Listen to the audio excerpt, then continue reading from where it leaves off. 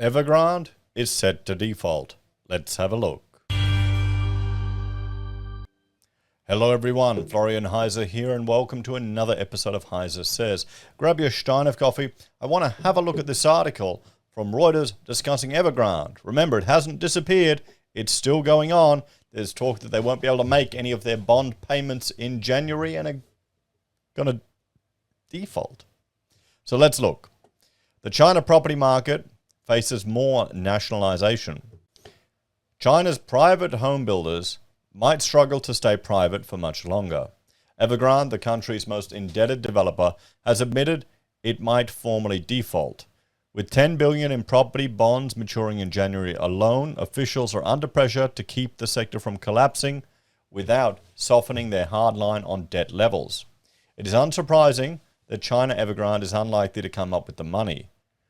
Chairman Hui Kaiyan has even resorted to tapping his personal wealth, per a Reuters report, but so far only a few small peers have officially defaulted in the public market.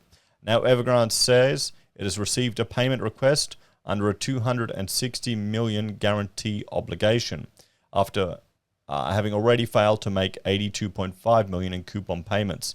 The 30-day grace period is up on Monday, at which point Evergrande will have officially defaulted for the first time. Financial regulators issued statements on Friday arguing Evergrande is an isolated case. That evening, Premier Li Qiang flagged an upcoming bank reserve requirement ratio cut, while Evergrande's provincial government in Guangdong sent a work group to oversee risk management. That sounds similar to what happened to Avington conglomerate HNA before a restructuring. But while HNA was something unique, Evergrande is just the worst member of a troubled crew, with $1.5 trillion in loans outstanding in September. In January alone, they need to find $10 billion for maturing offshore and onshore bonds, according to data from consultancy China Index Academy. Policy easing has been underwhelming. Central bank officials said banks should not over-tighten credit to developers, and there are signs that some are being allowed to issue onshore bonds and asset-backed securities, but the beneficiaries have primarily been state-controlled developers like Poly Development and China Merchants Shekou. One property executive told Breaking Views that some bankers informed him they received guidance to steer clear of private real estate firms. As private companies like Heise and Sunnybank, the biggest dollar bond holders after Evergrande, try to conserve cash, they're struggling to complete pre-sold projects and pay suppliers. This is where the contagion risk lies, and Beijing must head it off. As capital flows to state-owned developers, they will be first on the hook to step in to help. And another once vibrant part of China's private economy will come under increasing state control. And here's the mountains of debt. The top 10 property developers with the biggest offshore debt due in 2022 are all private. There you go, guys. So, what do you reckon, guys? Here's some of the context. China Evergrande warned in a filing to the Hong Kong Stock Exchange on December 3rd that there is no guarantee that the group will have sufficient funds to continue to perform its financial obligations in light of its current liquidity status. Oh boy.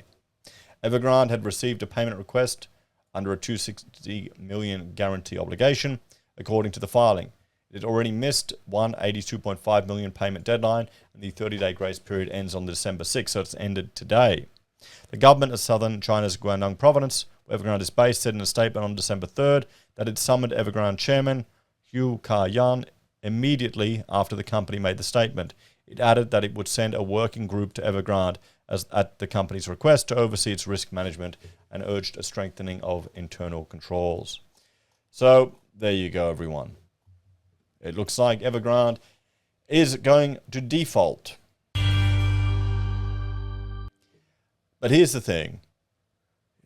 If you have the nationalized developers that can potentially step in and limit the damage that this causes to the property sector and to the homeowners and business people in China, the smaller suppliers, hopefully that will be handled. It will mitigate the damage. It won't be a catastrophic collapse that some people are predicting. And, well, foreign bondholders may lose out on some of their bonds in China. I mean, these are risks that people take when they're making investments. And I encourage you to have a look at this video here at who the foreign bondholders actually are and how much of an exposure they have for their entire portfolios to Evergrande. I don't think it's going to be bringing anyone down, guys. Anyway, take care. Let me know what you think in the comments, and we'll see if this just all goes away. Bye.